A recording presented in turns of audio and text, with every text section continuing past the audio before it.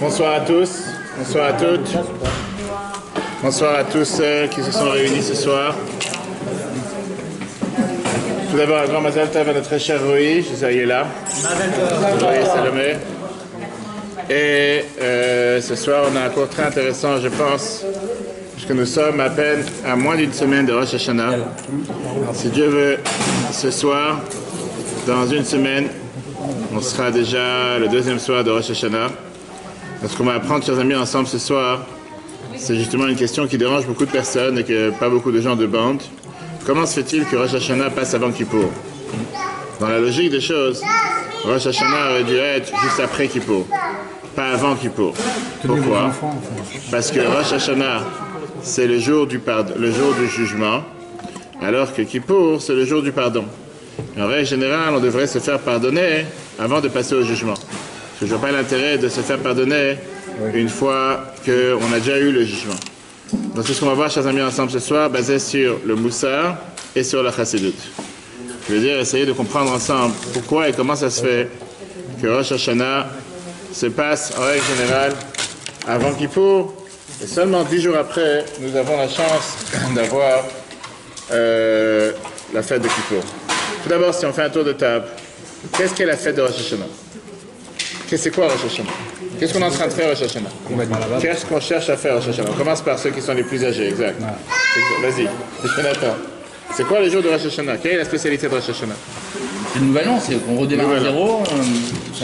Nouvel an, pourquoi on ne fait pas des pétards? On en fait? Moi j'en fais. D'accord. Moi perso j'en fais. D'accord, c'est toi tu en fais très bien.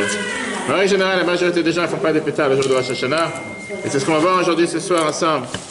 Comment ça se fait que Rosh Hashanah, d'un côté on considère ça le jour du couronnement du roi, de l'autre côté on te dit qu'il faut sonner les chauffards. Et si je demande à n'importe quelle personne, qu'est-ce qui s'est passé à Rosh Hashanah? Jonathan, dis-moi qu'est-ce qui s'est passé à Rosh Hashanah? Quand, à quelle époque? N'importe quelle époque. Rosh Hashanah c'est une fête tellement bizarre. L'anniversaire de Adam aussi. Alors, très bien, alors tu as de la peine pour lui, tu veux fêter son anniversaire? Est-ce que c'est ça qu'on fait Rosh Hashanah? C'est vrai? Non, c'est Yom Hadin, c'est le jour du jugement. Jour du jugement, très bien. Mais pourquoi juste ce jour-là? Pourquoi ça ne peut plus être un autre jour? Pourquoi ça devait se passer juste ce jour-là et pas un autre jour? C'est ça qui dérange. Qu'est-ce qui s'est passé le premier Tishri en 2 mots? La première faute? Oui. La première faute? T'as eu? Première faute. Non, pas. Et alors? Alors disons la première faute. Et alors? Est-ce que C'est la première fois qu'il y a eu un jugement. Puis il y a une première faute, premier jugement. Très bien, donc, parce qu'on Enfin, me je sais rappelle. pas. Ah, très bien, alors on me rappelle la première faute. Je suis que c'est pour 8 ça.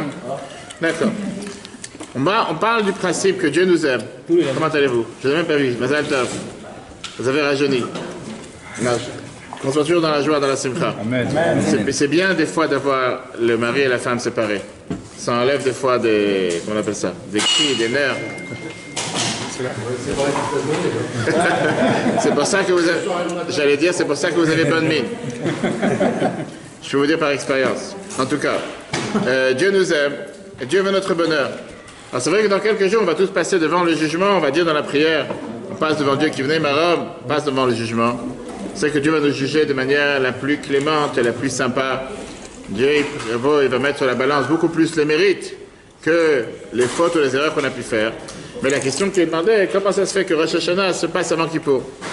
Normalement, Rosh Hashanah aurait dû se passer après Kippour. D'abord, on va y avoir le jour du pardon. Et une fois qu'on a eu le jour du pardon, à ce moment-là, on va avoir le jour du jugement. C'est la norme. Or, la Torah, elle nous a mis en place ce système qui est d'abord le jour du jugement. Et une fois que tu as déjà été jugé, en 2 mots, il n'y a plus rien à espérer. De toute façon, tu as déjà été jugé. Là, on commence à parler du jour du pardon. Apparemment, ça n'a pas de sens. Numéro 1. C'est quoi Yom Kippour? Le jour de Kippour, c'est le jour où Dieu nous nettoie de tout ce qui s'est passé l'année dernière. On sait clairement que ce que la Torah nous dit. Ki bayom hazeh yechaper alechem leta'er etchem mikol chatotechem lifnei Hashem titav.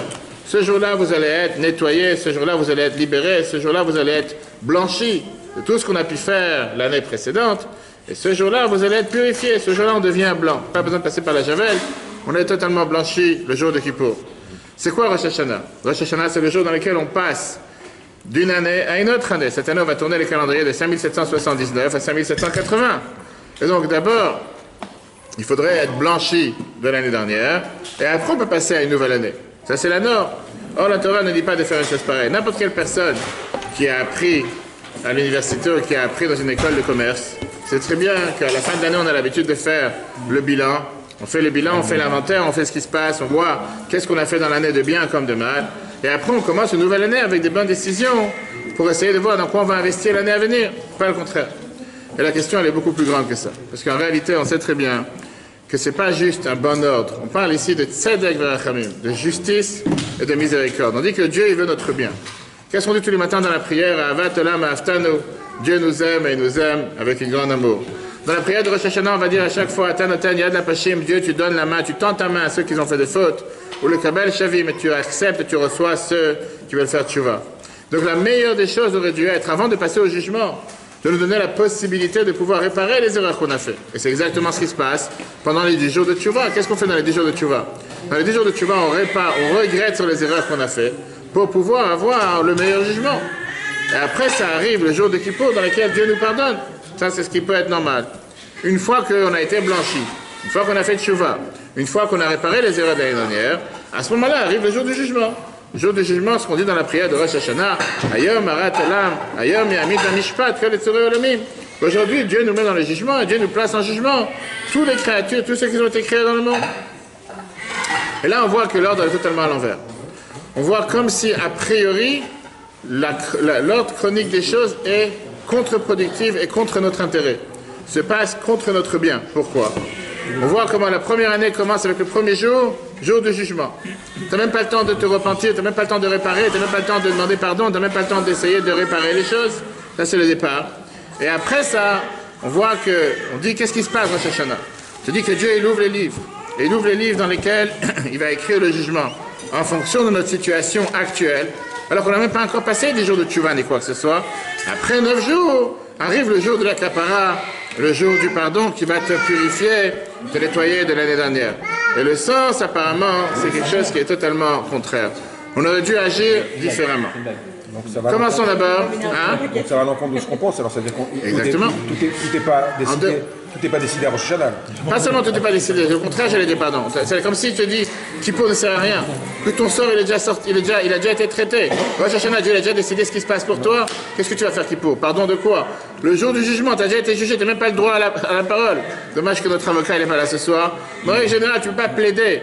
Tu ne peux pas plaider quoi que ce soit. Si tu arrives au tribunal, on te dit voilà les jugements. Maintenant, tu commences à plaider. Donc ça veut dire qu'on ça sert à rien de plaider. Ça veut dire qu'on n'a pas compris le sens de Rosh Hashanah.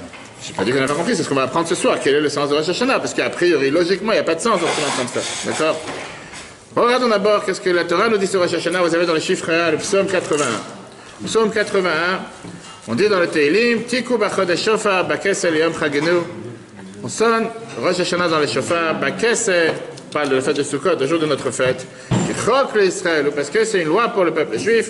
Mishpat l'Elokei Yaakov. C'est un jugement pour le Dieu de Yaakov. La Gemara, elle continue, elle nous raconte, Gemara Rosh Hashanah, page 16. Et la Gemara nous dit des choses terribles.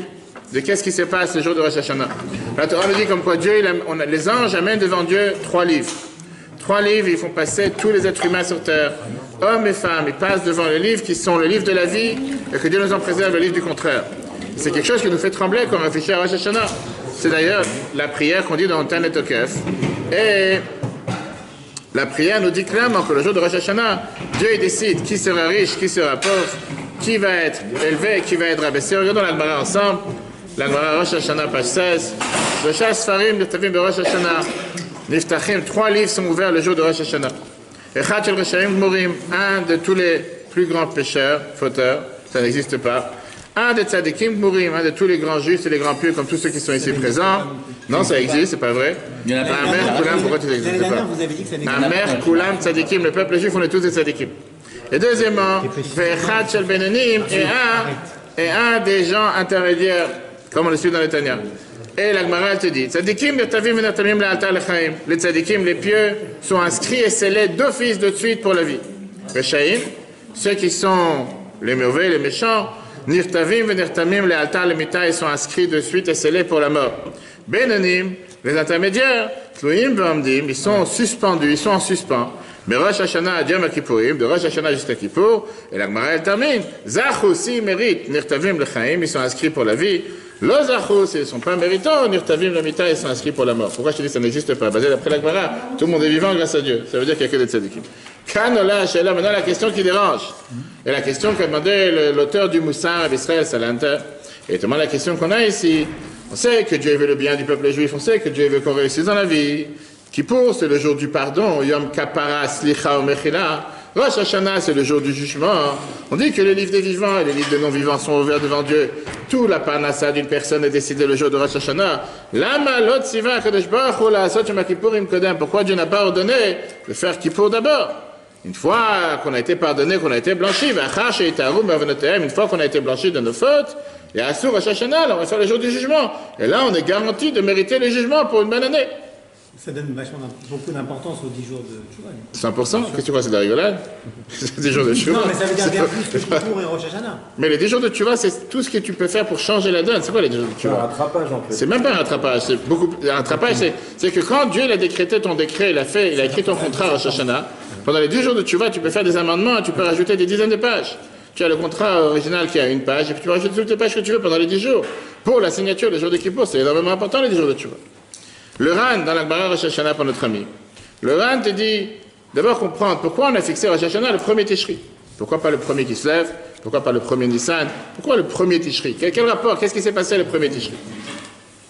Ça aurait pu se passer n'importe quel autre jour de l'année. Le Ran te dit, comme il a dit notre cher ami le rabbin Jonathan tout à l'heure, qu'on peut dire que puisque le jour, c'est le jour de la création de l'homme, Adam Arishon, est né le jour de Rosh Hashanah, parce qu'on sait très bien que le monde a été créé le 25 Elul. Et Rosh Hashanah, c'est le 6e jour de la création, le jour de la création de l'homme. Et il a fauté devant Dieu. Et si on se rappelle que c'est écrit dans la Torah, que Dieu il a dit, le jour où tu mangeras de l'arbre de la connaissance, la suite, chez le rabbin, Matamut, tu mourras. Et qu'est-ce qui s'est passé? 930 ans a été additionné. Il a vécu 930 ans en plus. Imaginez-nous un instant. C'est le premier paragraphe qu'on apprend dans la Torah.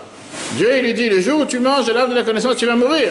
Et Dieu, il a une parole. Pas en c'est écrit dans la Torah. Et par ça qu'il a mangé l'arbre de la connaissance, le fruit, il a vécu plus de 930 ans. Imagine-toi que chacun d'entre nous qui fait un péché, il gagne 230 ans en plus.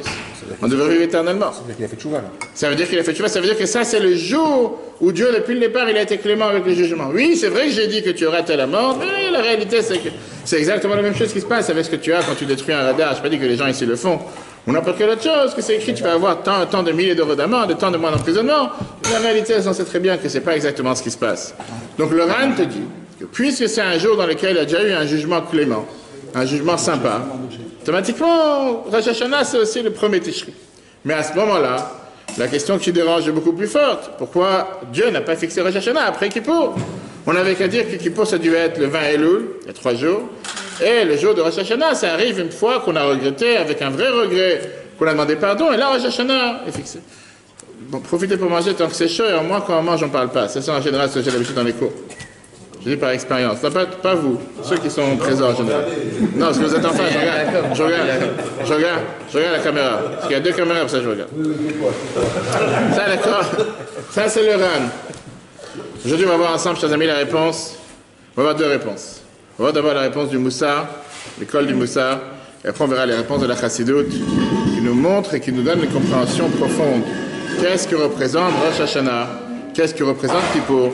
Et pourquoi Dieu a fait en sorte justement qu'on a ce partage d'avoir d'abord Rosh Hashanah et après Kippour, malgré que la logique aurait dû être qu'on aurait dû avoir d'abord Kippour et après Rosh Hashanah. Avant de rentrer dans les détails, voir ensemble, comme je vous ai dit, la question de base. Avant de comprendre pourquoi Rosh Hashanah se passe avant Kippour, la question de base, qu'est-ce que c'est Rosh Hashanah? Qu'est-ce qui s'est passé Rosh Hashanah? Et là vient le grand, on va dire, le grand secret.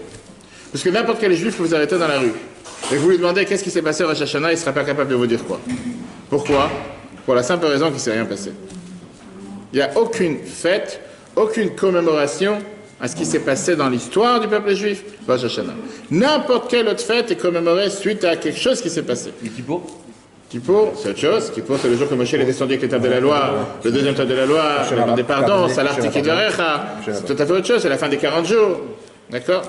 C'était Rabbin tout à l'heure. Là, tu as descendu de niveau.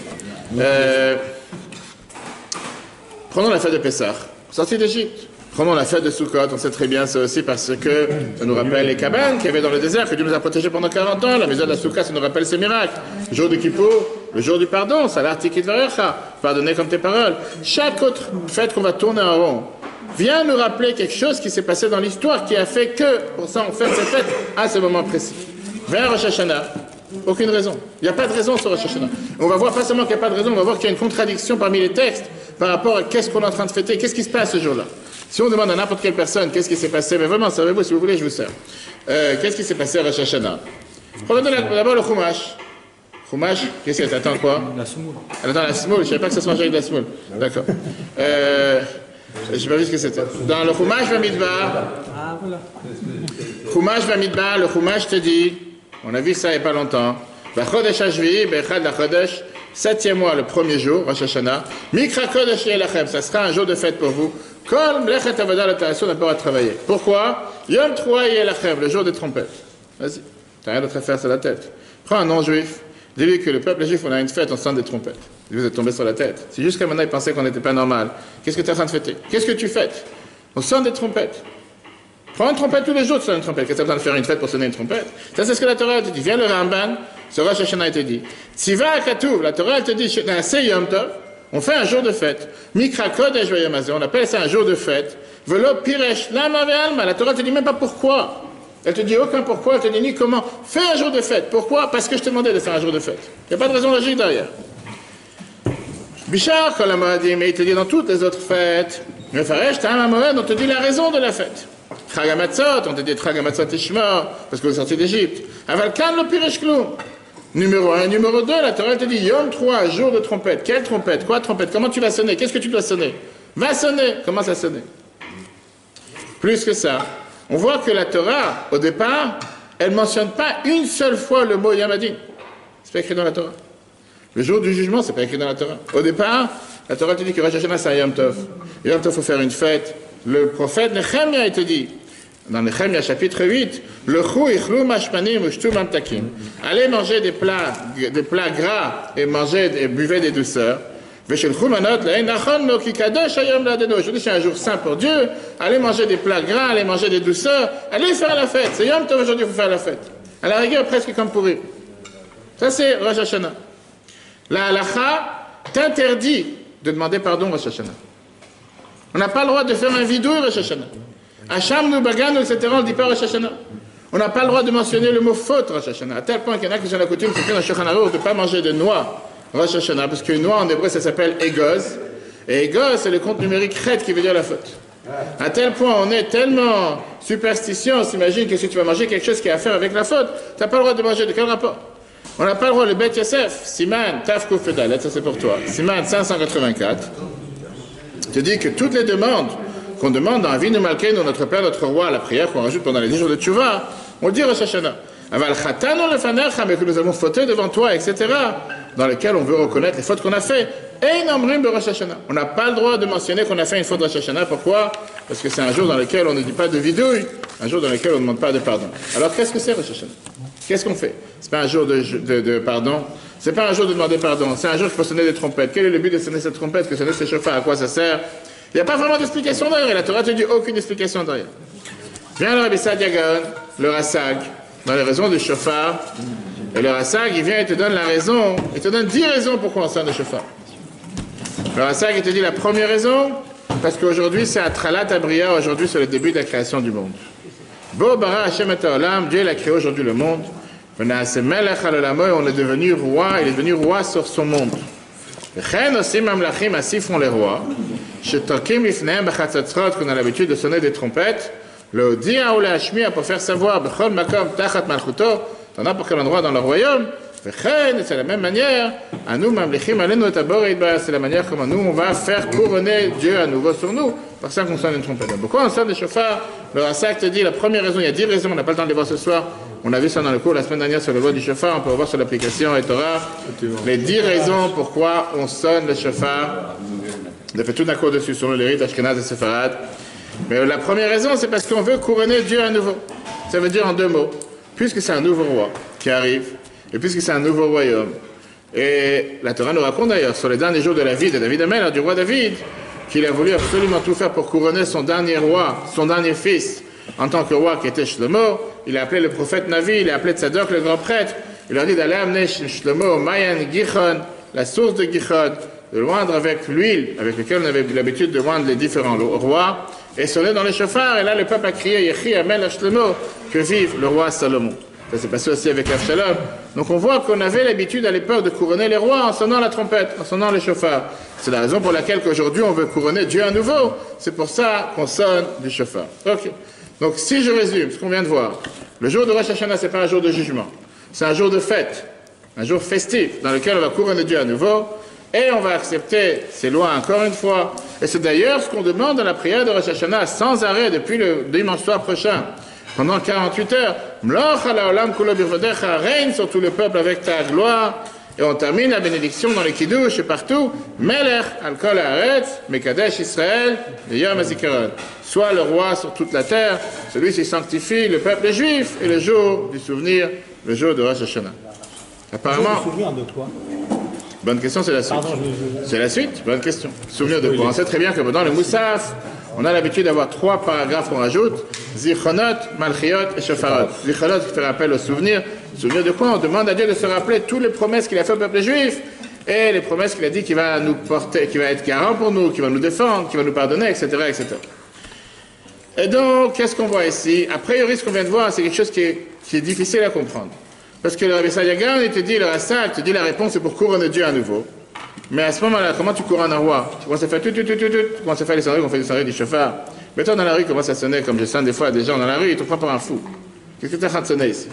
En règle générale, on sait très bien que comment on couronne un roi avec une longue trompette. Aujourd'hui, quand tu as les changements de préfet ou les changements de directeur de prison ou quoi que ce soit où j'ai l'habitude d'assister, en général, tu as tous ces orchestres qui sont là, qui commencent à chanter la Marseillaise 3 fois et 4 fois. Après, ils te font les différentes tonalités. Tu restes 45 minutes comme une statue dans une cour. Et tu demandes qui a inventé ces cérémonies, que je ne sais pas à quoi ils servent. Et comme on est en là, je ne vais pas dire plus.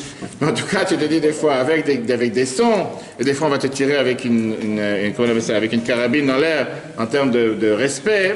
Va comprendre. À l'époque, on avait l'habitude de prendre un roi, une longue cendrée. Comme c'est écrit dans le roi Salomon, le roi Shlomo, Maïd Kyo Bashefar, dans le chauffard. Là, la Torah ne t'a pas dit qu'il y a de sonner une longue sonnerie. La Torah te dit Yom Troua Yelachem, un jour de sonnerie, et on sait c'est quoi Troua. Troua, c'est les petites sonneries. On fait l'appel Yebaba, Bichia, qui ressemble à des pleurs. Comme ça, il nous dit le Targum Kelos, avec la mère de Sisra, bravo, qui quoi? Vas-y, raconte, à commencer. Vas-y. Déjà, c'était pas une juive. Qui était à côté de la fenêtre, qui attendait que son fils revienne de la guerre. Et quand il n'est pas revenu, elle a commencé à pleurer avec des petits sanglots, des petits... Et de là, ça a été né, les shvarim et les trous. On a expliqué ça dans le cours la semaine dernière sur le loi du chauffard, sur l'application de la Torah. Bravo.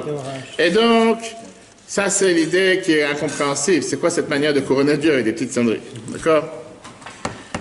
Une histoire intéressante, parce que c'est important de se rappeler. Il y avait un chassid qui s'appelait Rabbi Zeev Wolf Kitzes, qui était le Baal Tokea, celui qui avait l'habitude de sonner dans la synagogue du Baal Shem Tov. En Ukraine, à Medjugorje. Et avant Rosh Hashanah, il avait l'habitude de réviser tous les livres, de réviser toutes les grandes pensées profondes qu'on doit penser, la concentration qu'on doit avoir quand on sonne le chauffard, comme c'est écrit dans les livres de Kabbal. Et il avait l'habitude même de les écrire sur un petit papier, parce que Rosh Hashanah n'a pas l'iPhone, on n'a pas Google Maps ou quoi que ce soit pour rechercher les différentes pensées qu'on doit avoir quand on sonne le chauffard. Arrive le moment des Tkiyot pendant Rosh Hashanah dans la synagogue du Baal Shem Tov. Il a préparé pendant des semaines et des mois pour pouvoir apprendre et savoir comment dire, quoi faire, qu'est-ce qu'il faut penser quand il sonne chaque son. Il met la main dans la poche, il n'y a pas le papier. Il l'a oublié à la maison. Toute la synagogue attend, le Baal Shem Tov est présent, on attend qu'il sonne le chauffard, personne n'est là. Et certainement qu'il a perdu le papier ou il n'a pas changé dans son costume, dans sa chemise, va savoir. Et il a commencé à penser comment je osais sonner dans la synagogue où le Baal Shem Tov est présent. Le jour de Rosh Hashanah, je me suis préparé pendant des semaines pour avoir toutes les pensées. Et il a commencé à être tellement brisé, il a commencé à pleurer aussi bien que le chauffard. Mais en pleurant réel. Il était brisé, son cœur était totalement détruit. C'est quoi, des semaines de préparation, tous les pensées d'après la Kabbale. J'ai aucune notion ni quoi que ce soit. Après la fête, le Baal Shem Tov l'a appelé. Le Baal Shem Tov lui a dit, sache une chose, que chaque kavana qu'on a en général dans la prière, dans le chauffard, ça ouvre une porte en haut. Mais il y a une chose qui est un passe-partout. Et la chose qui est un passe-partout, c'est un cœur brisé. Un juif qui a un cœur brisé, qui est sincère, et qui parle avec son cœur à Dieu, il a le passe-partout, il a la clé, comme on appelle ça, la clé que tout le monde a pour tous les postiers, ils ont. Pour ouvrir tous les bâtiments. Le quoi? C'est le passe-PTT. Le passe-PTT. Avec ça, il faut ouvrir tous les cœurs. Mais on a besoin de 48 heures pour ça. Pourquoi? La clé. Pour avoir la clé? Non, pour regretter et pleurer ce qu'on a Vous fait. n'avez pas fini? On commence, c'est bon. Attends la question. D'accord? Et donc la Il y a question, une consultation dans 20 minutes. Un corps brisé, c'est pas un peu contradictoire avec être joyeux. l'idéologie d'Amjoulet Tova Tu as 100% raison, mais là, il n'est pas brisé du fait qu'il a eu un malheur. Il est brisé à l'intérieur de lui-même, qui s'est dit, je suis fatigué, malheureusement. Il n'est pas qu'il n'est pas détruit. Il se dit, comment je suis capable de sonner le chauffard devant le Baal Shem Tov, alors j'ai tout préparé, je connais rien. Maintenant, il n'aurait pas dû peut-être être brisé, il aurait dû se dire, Gamzou le Tova. Là, ça l'a brisé sur le moment. Je sais pas si tu as écouté dans un autre cours, tu peux voir sur l'application Torah. Il y a 2 semaines, on a raconté avec un juif qui a enseigné à ses élèves que tout ce que Dieu fait, c'est pour le bien. Peu importe ce qui arrive, on doit tout prendre de manière bonne, on doit être joyeux, parce que tout ce que Dieu fait, c'est pour le bien. Ce juif-là, il travaillait dans les forêts. Et il avait l'habitude de couper des bois. À l'époque, on n'avait pas de bateau. Ils avaient ce qu'on appelle c'était plusieurs troncs qui étaient collés ensemble qu'on mettait sur l'eau. Et ça servait comme charrette pour transporter sur l'eau.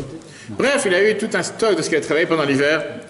Et il a mis sur ce type de palette ou quoi que ce soit sur l'eau. Mais il y a eu une tempête et la palette s'est détruite. Les troncs, un radeau, merci. Les bois se sont ouverts. Toute la récolte de l'hiver est tombée dans l'eau. Dans ses élèves ne savaient pas comment lui dire, comment prendre la nouvelle, parce qu'ils savaient que s'ils vont lui dire, il va avoir une crise cardiaque. Tout ce qui s'est fatigué, tout est parti à l'eau. En plus que lui, il nous dit qu'il faut toujours être heureux, toujours être joyeux. Alors ses élèves, ils ont décidé, on va se décider entre nous comment on va lui annoncer la nouvelle. Ils sont venus le voir, ils lui ont dit, vous voulez te demander une question. Est-ce que tout ce que Dieu a fait, c'est pour le bien? Il fait, bien sûr. Est-ce que n'importe quelle chose qui descend du ciel, c'est quelque chose qu'on doit le prendre du meilleur côté? Il fait, bien sûr. Il fait, est-ce que quand il y a un malheur qui arrive, on n'a pas le droit de le prendre comme un malheur, on doit le prendre comme un bonheur? Et toi, tu nous as appris une fois qu'on doit être joyeux, que n'importe quelle chose qui arrive, il faut danser, on doit tout prendre avec la joie. Il dit 100%. Il fait alors me demander une question. Qu'est-ce que quelqu'un doit faire quand il a gagné beaucoup d'argent? Il fait, un instant, il a perdu sans faire... Il dit, il doit se dire que tout ce que Dieu fait, c'est pour le bien, il doit danser, il doit être joyeux, parce que c'est sûr que c'est du bien. Alors ils lui ont dit, si c'est comme ça, tu peux commencer à danser. Et il s'évanouit. Une fois qu'il s'est relevé, il a compris, il a compris ce qu'ils ont veut dire. Ils lui ont dit, écoute-moi une chose, toute la vie, toute l'année, tu n'arrêtes pas de nous enseigner qu'il faut prendre pour le bien, qu'il faut être joyeux, qu'il faut être heureux. Et là, tout d'un coup, il y a quelque chose qui se passe, tu n'es pas capable de te contrôler. Il a dit, l'étude c'est une chose, l'émotion c'est autre chose. Évidemment, des humains, qu'est-ce que je te dis? On apprend tout ce qu'il faut, Gamzou le Tova, ce que tu veux. Mais malheureusement, quand quelqu'un il a un malheur, tu peux pas lui dire, non, ne pleure pas, commence à danser. Après c'est sur le coup. Après coup, il doit commencer à réfléchir que Dieu fait du... Ça, c'était dans le cours de Tania la semaine dernière, chapitre 26. Exactement, mercredi. Tu peux le revoir sur l'application Etora. E-T-R-E-R-H. Faut venir au coup. C'est pour ça qu'il est venu ce soir. Quel est le lien qu'il y a entre ces petites sonneries de chauffard qui ne servent absolument à rien, a priori, et couronner le roi? Bien, la deuxième raison que le Rassag nous dit, c'est que Rosh Hashanah, c'est le premier jour des 10 jours de Tchouva. Ça, personne n'a dit. Premier jour des 10 jours de Tchouva. Parce que quand on dit 10 jours de Tchouva, il n'y a pas 10 jours. Il y a 7 jours. Il y a 2 jours de Rosh Hashanah, il y a 1 jour de Kippour, ça fait 7 jours au milieu. Il n'y a pas 10 jours. D'accord? Et donc, on sonne le chauffard pour nous rappeler, fais attention. Quand la rotzel a chauve, celui qui veut faire tchouva, il a la possibilité maintenant, tu peux t'y prendre. Veille me lave. Si tu n'as pas réparé les erreurs, viens pas avec des arguments plus tard. Je te donne la possibilité maintenant, en sonnant le chauffard maintenant, prends en compte, prends-toi en main et décide que tu as la possibilité de pouvoir réparer. Viens pas me dire plus tard que tu n'étais pas au courant. Tu as 10 jours, tu as demandé tout à l'heure, c'est quoi l'importance des 10 jours de tchouva, 10 jours de tchouva pour pouvoir te prendre en main, te dire, mais non, je peux réparer ce que j'ai fait dans l'année. Mais quel rapport avec le nom Rosh Hashanah? Alors, La tête de l'année. À la fin, on va parler du nom. Mais d'abord, je réponds à la question que tu as tout à l'heure. Pas. Quelle est l'idée de Rosh Hashanah? Le Rassag te dit, on sonne le chauffard pour te dire, fais attention, Kippour arrive, prends-toi en main, tu as maintenant la possibilité de réparer, répare, etc., etc. Et donc, on est encore plus bouleversé de ce qu'on avait dit tout à l'heure. Parce que, est-ce que Rosh Hashanah, c'est un jour de jugement? Est-ce que c'est un jour de fête? Est-ce que c'est un jour de fête où on couronne le roi? Ou est-ce que c'est un jour où on doit manger des plats gras, on doit manger des douceurs? Ou bien c'est un jour de pleurs et un jour de sonnerie dans lequel on fait attention aux jugements qui arrivent? Tout ça c'est mélangé, tout ça c'est ce qu'on te dit, c'est Rosh Hashanah. À la tunisienne. Ok. Et donc on doit comprendre quel est le lien avec toutes ces fêtes. Et avec ça, on va comprendre, chers amis, après la réponse à la question principale qu'on a demandé tout à l'heure.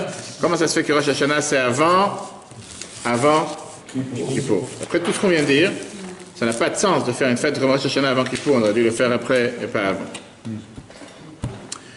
D'abord une histoire avec le Ça, le Caesar qui s'appelait Francis Joseph, on a entendu parler de lui, le roi d'Autriche. C'était un des plus grands dirigeants d'Europe il y a 150 ans environ. Il a été le roi de l'Autriche et la Hongrie pendant 68 ans. Et c'était quelqu'un qui était indéplaçable. Après des dizaines d'années de royaume, il se sentait tellement fier de lui, il a décidé qu'il voulait construire un symbole, il voulait construire un grand bâtiment que tout le monde va se rappeler de lui éternellement. Il est parti voir un des grands architectes en Europe et lui a dit « J'ai envie que tu construises l'opéra, la plus belle opéra qui peut exister, qui va pouvoir justement montrer qui je suis, qui est ma personne. » Il est parti faire un appel d'offres chez différents architectes. Et après 5 ans de travail acharné, il y a eu ce magnifique bâtiment, édifice qui pouvait être vu de loin, en plein cœur de Vienne, en Autriche. L'architecte, il a attendu le moment où le roi va venir dans ce nouveau bâtiment de l'opéra. Et il a préparé les 3 plus grands ténors qui existaient à l'époque pour faire toute une cérémonie, philharmonie, etc. La nuit arrive, tout le monde attend que le grand roi Francis Joseph arrive. Tout le carrosse du roi arrive avec toute la délégation à côté du bâtiment. Il sort la tête de sa carrosse. Il voit le bâtiment. Il n'est même pas descendu. Il commence à crier « Bande d'idiots, bande d'ignorants, vous ne comprenez rien ni dans la culture, ni dans l'art. Détruisez-moi ce bâtiment immédiatement. » 5 ans de travail. L'architecte est parti agenouillé devant le roi, en train de trembler, pour essayer de demander pardon. Qu'est-ce qui se passe? Pourquoi le roi n'est pas content? Et le roi lui dit, avec ta bêtise et le fait que tu réfléchis même pas à comment construire et quoi construire, tu as construit l'opéra au rez-de-chaussée. Et donc, on rentre de la rue directement dans l'opéra. Un opéra doit être construit en hauteur, au-dessus du parterre. On doit d'abord monter 3 étages, sans marche. Il dit, pour pouvoir s'élever, sentir, tu montes vers l'opéra, tu commences à monter d'étage en étage, de marche en marche, tu commences à sentir que tu vas vers quelque chose de magnifique, vers quelque chose pour entrer dans l'atmosphère. Et toi, tu as fait qu'on rentre dans l'opéra de la rue, tu peux même monter avec ta voiture, tu vas t'asseoir dans la salle sans préparation. La nature humaine que Dieu a créée, c'est qu'on n'est pas fait et on n'est pas apte pour des changements soudains. Imaginez-nous un instant, je ne sais pas si Salomé est parti, imaginez-nous un instant qu'on ait un enfant en une journée. Imaginez-nous un instant que n'importe quel changement dans la vie se fait de manière soudaine. On n'est pas capable, le corps humain et la nature humaine que Dieu a créée, on n'est pas fait pour passer avec un changement à 180 degrés en appuyant sur un bouton. Certaines personnes, elles sont capables de rire et pleurer en la même minute. Mais ça, c'est des comiques en général. D'accord. Et même ça, c'est pas vrai, c'est du faux. D'accord. En règle générale, pas tout le monde s'appelle Gad Elmaleh. En règle générale, on n'est pas capable de faire une chose pareille. On vit dans une atmosphère, on a besoin d'abord enlever ces différentes couches, faire le deuil, changer l'atmosphère, changer d'air. Et un être humain a besoin de temps pour s'adapter à la lumière, à l'obscurité, à une joie. Pas que tu rentres dans une salle de mariage, tu commences à danser. En général, les gens ont besoin d'avoir la musique, les odeurs, le buffet, les chants. Ça commence doucement, après ça. Les chaim, si tu veux. Oui, ça c'est pour certains. Pour les alcooliques qui sont... Okay. Mais en règle générale, c'est pas quelque chose qui se passe comme ça du jour au lendemain. Si quelqu'un il a besoin d'alcool pour être joyeux, c'est qu'il a un problème. Ça veut dire qu'en réalité, il n'est pas joyeux. C'est l'alcool qui le rend joyeux. Pourquoi on dit tous les matins dans la prière? Écoutez bien la phrase qu'on dit tous les matins dans la prière. Bechorma poter she'arim. Dieu il ouvre les portes avec intelligence. Ou bitvuna beshanaitim. Avec sagesse, il change le temps. Imagine-toi que le même jour, tu as 40 degrés le matin et moins 0 le soir, moins 10 le soir. Rien qu'en ces quelques jours de différence, les gens tombent malades. Mais je sais que dans la même journée, à 10h du matin, il fait 40. À 2h d'après-midi, il fait moins 20. Et à 5h d'après-midi, il fait encore une fois 40. C'est impossible, la cœur humain ne peut pas tenir une chose pareille. Qu'est-ce qu'on dit juste après dans la prière tous les matins? Golel or, mipnei choshech, vechoshech mipnei or. Dieu a fait en sorte qu'il ne fait pas de nuit à jour et jour à nuit de manière drastique, immédiate, sans préparation. En général, c'est tout doucement, petit à petit, étape par étape, il commence à faire moins noir, bleu foncé, bleu clair, bleu ciel, jusqu'à ce qu'il fait jour. Pourquoi il fait une chose pareille? On dit ça dans la prière. Golel or, c'est ça des golel. Il fait tourner tout doucement, c'est comme un rouleau qui tourne. C'est pas quelque chose qui se passe soudainement. Pourquoi ça prend plus d'1 heure? On dit pour le lever du jour. C'est parce que la Torah, Dieu, il sait que l'humain n'est pas capable de supporter, de s'adapter à des changements drastiques. Même si aujourd'hui c'est à la mode de faire le bypass et de faire le sleeve, mais même ceux qui font le bypass et le sleeve, c'est pas pour autant que leur corps peut s'adapter de manière immédiate, soudaine, que hier il mangeait pour 10 personnes en un repas, et qu'aujourd'hui qu'il a fait le sleeve, tout d'un coup il va manger comme un oiseau pendant 10 jours. En règle générale, c'est pas quelque chose qui se passe avec un clin d'œil. Vient la Torah et nous dit c'est la raison pour laquelle, après le Moussar, Dieu il a fait en sorte que Rosh Hashanah se passe avant Kippour. Dieu savait que c'est difficile pour les humains de passer de toute la période du mois d'août, les vacances, septembre et août, etc. Les gens ils font la fête, ils sont à la plage, ils sont au Club Med de Vasse-Savoie, tout d'un coup à rentrer immédiatement dans Kippour. Les gens ils vont penser, Dieu il a dit que certainement les gens vont rater la spécialité de Kippour. Donc d'abord il a dit on va passer avec le jour du jugement. D'abord, mets-toi, deviens sérieux sur les choses matérielles. Qu'est-ce qui se passe Rosh Hashanah? On juge les choses matérielles, qui sera pauvre, qui sera riche. Quand on commence à prier le jour de Rosh Hashanah, on se rend compte qu'aujourd'hui est décidé notre sort matériel sur l'année.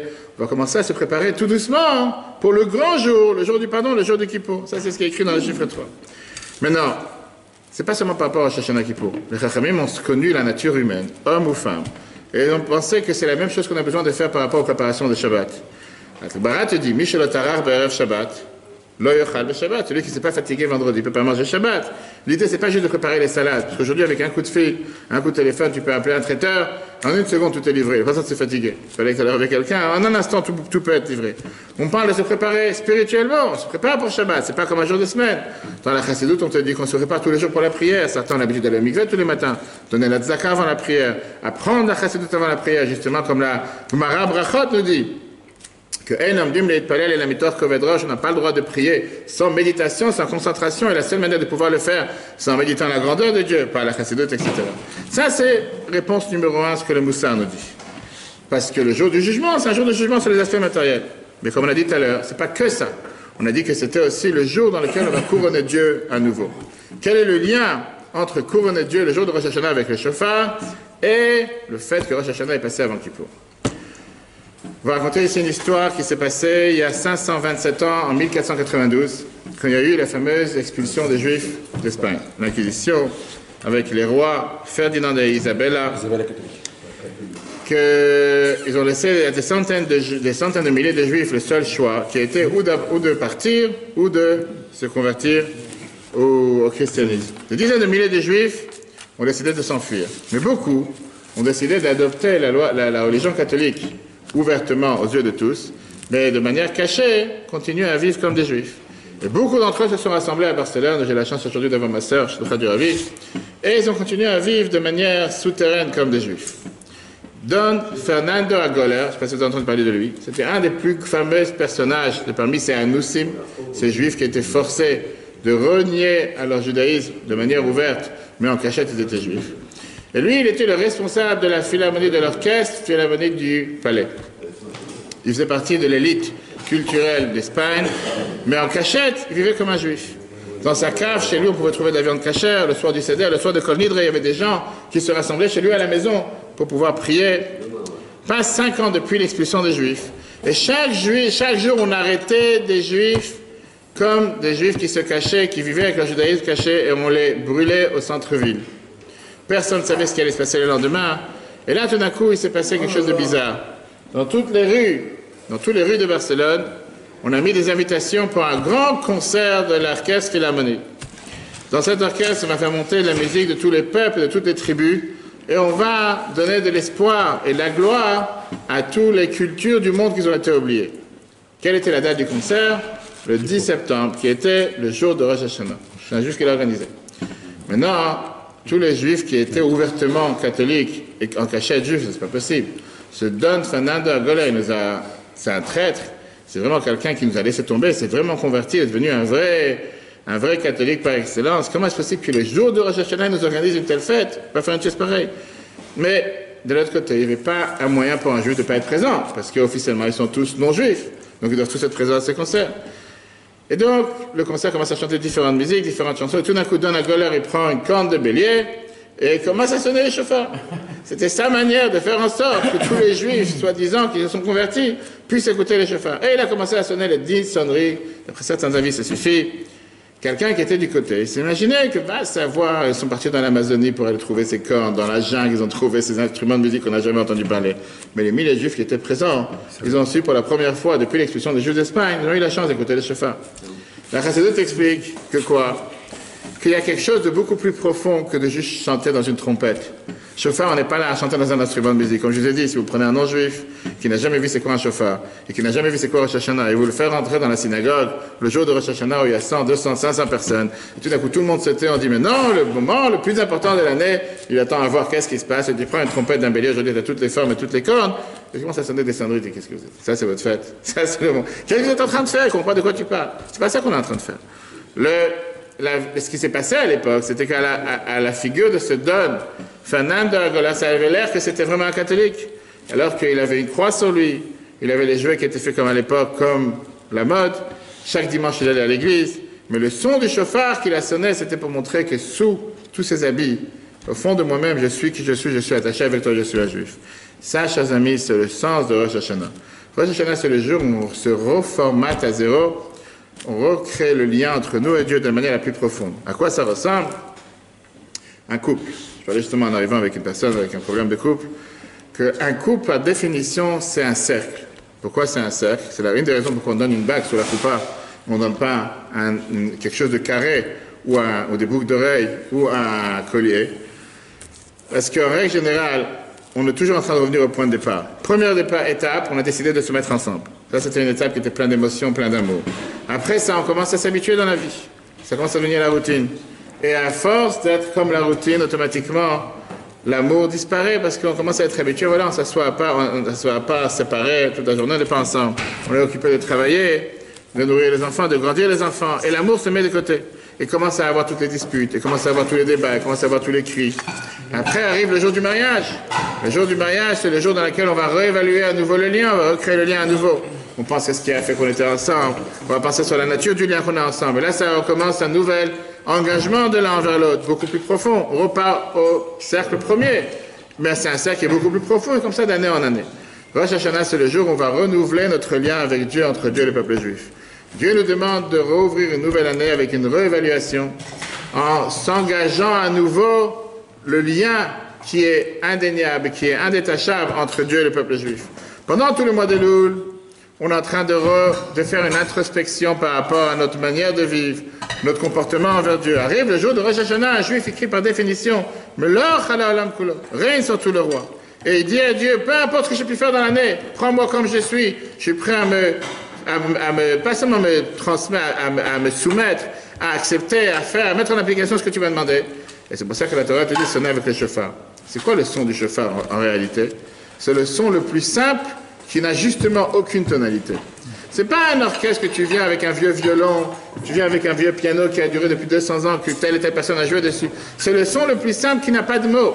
Le chauffard, c'est justement l'instrument qui vient exprimer le cœur. Ça ne vient pas exprimer des mots, ça vient exprimer des sentiments. Il n'y a pas de mots pour décrire notre lien avec Dieu, notre amour envers Dieu. C'est comme quelqu'un qui parfois il n'a pas de mots comment décrire qu'est-ce qu'il ressent envers sa femme ou qu'est-ce qu'il ressent envers son mari.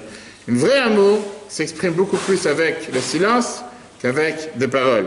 Ça, c'est justement le rôle de la chanson, le rôle de l'art, le rôle de la musique, de venir exprimer ce que parfois des choses qu'on ne peut pas exprimer avec des mots, on l'exprime parfois parmi la musique. Le chauffard vient dire, vient dévoiler, vient renouveler encore une fois le lien que nous avons avec Dieu toute l'année, mais parfois c'est affaibli.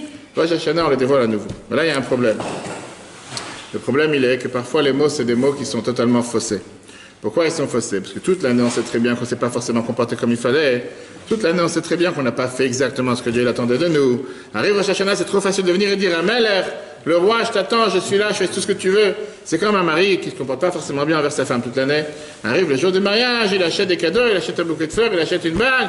Et il dit, à partir d'aujourd'hui, qu'est-ce que ma femme, je te languis, qu'est-ce que ma vie aurait été sans toi? Le lendemain, le jour après, le jour du mariage, il recommence encore une fois comme il a fait la veille, comme si ça s'était rien passé. Alors justement, est-ce que c'est pas faussé? Est-ce que c'est pas ça, c'est la question. Est-ce qu'il n'y a pas un décalage? Est-ce qu'il n'y a pas un décalage entre les paroles et l'action? Viens, le Baal Shem Tov, et te donne à ça une merveilleuse explication. Le Baal Shem Tov, il te dit, t'attendais l'explication. C'est pour ça que je suis là. Juste pour toi, parce que tout le monde dort, juste pour toi. Il y avait une fois un roi qui avait un enfant qui était trop gâté. Et que le roi, il a dit, puisqu'il est trop gâté, pour ça que j'ai dit l'explication, c'est pour toi. Puisqu'il était trop gâté, il a décidé un jour de l'envoyer dans la jungle, au fin fond du monde. Et là-bas, les gens n'étaient pas du tout des gens éduqués comme dans la ville. Ce n'étaient pas des gens qui étaient avec une certaine culture. Et le roi, il a dit à son fils, ton devoir, ça sera de leur enseigner, de leur apprendre à lire, à écrire, à comprendre, de vivre comme chez des humains, pas juste avec un morceau de paille autour d'eux, et avec, comment on appelle ça, avec le... Sabre à canne. Peu importe, avec le différent. Pour commencer à couper des bois à longueur de journée, manger des insectes vivants, il va vivre comme un être humain. Il va leur apprendre c'est quoi la langue, culture, intelligence. Il arrive là-bas le soir, il voit qu'ils sont tous assis autour d'un feu de camp. Et il était tellement émerveillé de la chaleur humaine, comment les gens ils sont en train de chanter entre eux, ils ne comprennent pas ce qu'ils sont en train de parler. Et lui, il voulait essayer d'en parler avec quelque chose de logique, quelque chose qui a un sens, de la culture des gens normaux, on va dire. Le matin, il voit comment tout le monde n'a pas le temps d'écouter ce qu'il a à dire. À 5 h du matin, ils sont tous debout pour aller dans les champs. Comme ça passent les jours. Et à la place que lui, il est là pour leur enseigner quoi faire, il a commencé à apprendre leur culture. Il a commencé à s'asseoir le soir autour d'un feu. Il a commencé à se lever le matin à 5 h du matin pour marcher avec eux. Il a commencé à laisser pousser ses cheveux de manière totalement désordonnée. Il a commencé à enlever ses habits. Et il a commencé à vivre comme dans la jungle. Il a commencé à vivre exactement comme eux. Il n'a pas cherché mieux. Il n'avait pas de portable. Il n'avait pas non plus de puce pour savoir qu'est-ce qu'il fait où il est. Il passe quelques années. Et un jour, ça lui tape sur le système. Un jour, il se dit, mais qu'est-ce que je fais ici? Je suis un prince. Je suis un fils de roi. Je ne viens pas d'ici. J'ai été créé pour diriger le monde, diriger un pays. Qu'est-ce que je suis en train de faire entre ces extraterrestres? Qu'est-ce que je fais avec ces gens-là? Avec ses cheveux longs et sales, avec ses habits déchirés, il commence à courir pour aller trouver le chemin pour retourner vers le palais du roi. Et quand il arrive au portail du palais, les gens disent, qu'est-ce que tu viens faire ici? Tu t'es enfui de la jungle, retourne dans la jungle. Personne ne l'a reconnu. Personne ne savait que c'était le fils du roi. Et le fait qu'il s'est passé tellement d'années, avec les cheveux qui ont poussé, la barbe qui a poussé, les habits sales, les habits déchirés, personne ne l'a reconnu. Il a essayé de parler. Il s'est rendu compte qu'il ne sait même plus parler la langue qu'il avait appris chez son père. Il parle maintenant la langue de la jungle. Personne ne le reconnaît. Il avait tellement honte à la porte du palais de son père. Il s'est dit, qu'est-ce que je vais faire pour que mon père m'entende? Un jour, le portail s'ouvre et la carrosse royale, le charrette royale, le roi devait sortir du palais. Et là, il court vers la carrosse. Un seul mot, il sort de la bouche et c'était le dernier mot qui se rappelle, qui était « Père, Père », en disant « Papa, Papa, c'est moi qui est là ». Son père, il s'est rappelé de sa voix, il l'a fait rentrer au palais. Rosh Hashanah, c'est le jour dans lequel on n'a pas de mots comment décrire. Quel est notre lien avec Dieu? C'est le jour dans lequel on se demande la question qui je suis, comme tu as dit tout à l'heure. Est-ce que c'est un lien faussé? C'est pas un lien faussé. Parce que Dieu, par définition, a choisi le peuple juif, coûte que coûte, quoi qu'il arrive, quoi qu'on a pu faire dans l'année, on est ses enfants et c'est notre Père. Et c'est ce qu'on dit tous les jours dans la prière de Rosh Hashanah, toute la journée de Rosh Hashanah. Même si l'année, c'était une année qui apparaît faussée, même si tu penses qu'on ne peut pas être vrai, on prend le chauffard et c'est la voie la plus simple, c'est la voie la plus réelle, la voie la plus sincère en disant, peu importe ce que j'ai pu faire dans l'année, je suis ton fils, tu es mon père, prends-moi comme je suis et on repart à nouveau. Ça, c'est ce qui se passe à Rosh Hashanah. Maintenant, on va comprendre la réponse à toutes les questions qu'on a dit. D'un côté, Rosh Hashanah, c'est le jour qu'on couronne le roi à nouveau. Qu'est-ce que ça veut dire? On accepte sur nous le fait que Dieu est notre roi. Pour ça, c'est un jour de fête. Un jour de fête parce que c'est Dieu notre roi. Pas parce que c'est un président ou quelqu'un d'autre qui a été choisi par va savoir qui. Deuxièmement, c'est un jour où on ne mentionne pas les fautes. Parce que ce n'est pas un jour qu'on est là pour faire tchouva sur les fautes qu'on a pu faire. C'est un jour dans lequel on se redédie à nouveau en se disant que peu importe ce qu'on a pu faire cette année, on va se donner à Dieu de nouveau à neuf. La manière comment on pleure, c'est pas des trompettes comme on peut sonner avec le roi, mais c'est des petits sons, parce que le chauffard vient montrer justement l'amertume qu'on a. Avec ce décalage que nous savons tous, nous sommes tous conscients qu'on a ce décalage entre la réalité, qu'est-ce que nous faisons et qui nous sommes. Et avec ça, le rabbi te répond à la question, pourquoi Rosh Hashanah c'est avant Kippour? Parce que Rosh Hashanah crée l'atmosphère, l'entourage, la lumière, la chaleur pour se préparer à Kippour. C'est le moment où ça commence à créer tout ce qui va se passer le jour de Kippour. Une fois que tu as crié haut et fort que tu appartiens à Dieu, maintenant tu peux commencer à faire tchouva réellement. Maintenant tu peux commencer à regretter tes fautes. Une fois que tu as dit je sais, je suis au courant de qui je suis, maintenant tu es capable, comme on l'a vu dans un couple tout à l'heure, tu peux te disputer toute l'année. Arrive le jour du mariage, tu dis à partir de aujourd'hui on prend de bonnes résolutions, on va changer, on va devenir différent. Et donc, Kippour ne peut pas tomber avant Rosh Hashanah. Pourquoi? Parce qu'il ne peut pas avoir de pardon sans un mot. D'abord, on doit s'aimer, et une fois qu'on s'aime, on peut se pardonner. Une fois qu'on a montré comment on s'aime, on est indétachable, à ce moment-là, on peut se pardonner l'un à l'autre. Qu'est-ce que ça veut dire concrètement, chers amis? Tout ce qu'on vient de voir, c'est une magnifique lettre que le rabbi a écrite pendant ce jour en 1963. Le rabbi dit que parfois, Rosh Hashanah, pendant le mois de Elul, on se levait au Slicha tous les jours, et les gens ont prié, et les gens ont demandé quoi que ce soit. Et comme tu dis, passe les jours de fête, le lendemain de Kippour, on redevient exactement le même qu'on était avant le mois d'Elul, comme on était au mois d'août, sur le bord de la plage. On va dire, c'est quoi le problème? Comment ça arrive une telle chose? Pourquoi on ne change pas? Parce que les gens, ils s'occupent des grands problèmes mondiaux au lieu de s'occuper de ses propres problèmes. Au lieu de faire une introspection et se dire comment je peux changer, comment je peux prendre sur moi, en cette année, Rosh Hashanah qui arrive, de faire des grandes révolutions qui commencent tous par des petits pas. Se dire, je prends un pas, une prière, je vais avancer, une mitzvah que je vais améliorer, une zaka que je vais donner, une tefilin que je vais mettre en plus. Peu importe, se dire, je vais faire un changement, pas par pas, étape par étape. C'est la raison pour laquelle, c'est écrit dans Shulchan Aruch, on a parlé ça la semaine dernière. Pourquoi on a l'habitude de diminuer, de ne pas dormir les jours de Rosh Hashanah? Pas pourquoi on ne dort pas. Non, je c'est écrit qu'on évite de dormir le jour de Rosh Hashanah. Celui qui dort le jour de Rosh Hashanah, son mazal dort. Alors c'est écrit aussi que celui qui reste assis sur une chaise à parler des bêtises à longueur de journée, c'est comme s'il dort, c'est exactement la même chose. Après, c'est écrit que si un certain offre pas peut dormir, il vaut mieux prier. C'est le jour où tu es devant le tribunal. 48 heures, tu as pour débattre, pour demander le meilleur contrat pour l'année. Tu n'as que 48 heures, pas plus. 48 heures pour 365 jours. C'est dommage de perdre ces 48 heures. Il ne faut pas dormir la nuit, je parle la journée. Dommage de perdre ces 48 heures pour dire, laisse tomber, c'est pas grave, de toute façon, le contrat, il est destiné. Non, tout dépend de toi. C'est pour ça qu'on a l'habitude de rajouter une nouvelle embellie d'une mitzvah avant Rosh Hashanah. Pour ça, on fait vérifier les tefillin, les mezuzot pendant le mois de Loul. On a l'habitude de faire attention à ce qu'on dit Rosh Hashanah. On a l'habitude de ce qu'on mange. Alors que toute l'année, tu manges 10 pots d'harissa, il ne va rien t'arriver. On dit que Rosh Hashanah, si tu manges des choses aigres, des choses amères, tu fais en sorte d'avoir un mazal amer. Croyez-moi, c'est pas ça qui va rendre ton mazal amer. Pas parce que quelqu'un va manger de l'harissa à Rosh Hashanah qu'il va lui arriver quoi que ce soit. Je veux dire que c'est ce qu'il faut faire. Mais des fois, des gens, ils s'attachent tellement aux détails, hein. Des gens, pour quelqu'un, si c'est ses douceurs, tant mieux. Qu'est-ce que je te dis? Il y a des gens qui s'attachent tellement aux détails, les gens m'appellent avec des questions. Le seder, pas le seder. C'est pas ça qui va faire la différence. Bien sûr qu'il faut faire tous ces rituels et toutes ces coutumes. Mais est-ce que dans l'assiette se trouve tout ton sort de toute l'année? Si tu as trempé la pomme dans le miel, tu n'as pas trempé la pomme dans le miel, et si jamais tu as trempé dans le sucre ou tu as trempé dans du vinaigre, va savoir. Rosh Hashanah, c'est surtout d'abord un travail interne. Chers amis, avec ça, on a la réponse. Pourquoi Dieu il a fait en sorte que Rosh Hashanah se passe avant Kippour. Rosh Hashanah, on se met en mode préparation pour Kippour. Premier jour des jours de Teshuvah. Le jour du jugement, c'est vrai, c'est pas le jour du pardon. C'est le jour dans lequel on réaffirme notre lien avec Dieu. Peu importe ce qu'on a pu faire dans l'année, nous sommes ses enfants, il est notre Père. Et quand on pense positif et on agit positif, on prend sur soi des bonnes résolutions, on est garanti d'avoir une bonne nouvelle année. Que Dieu fasse. Puisque le prochain cours sera l'année prochaine, que ce soit une bonne et douce année pour chacun. Shana Tova. Tous les peuples juifs sont inscrits pour le bien, le bonheur, la santé, prospérité, réussite. Que de bonnes nouvelles, que des joies pour Roïs, Salomé, pour les enfants, les enfants, tous ceux qui sont ici présents. On se voit avec Mashiach et Yerushalayim encore avant la fête de Rosh Hashanah. Et à ce moment-là, ça sera le jour de Kippour, le jour le plus grand, le plus joyeux. Ce ne sera pas juste un jour de jeûne, ce sera un jour de joie. Vous savez très bien que quand Rosh Hashanah arrive, la seule fête qui restera, ce sera la fête de Purim. Il y a une corrélation entre Kippour et Purim, mais on verra ce jour dans le cours entre Rosh Hashanah et Kippour. Quel rapport il y a entre les deux? Le cours sera replay sur l'application E-Torah, E-Torah sur Google et Apple. Shana Tova à tous, que Dieu vous bénisse, et si Dieu veut, à l'année prochaine.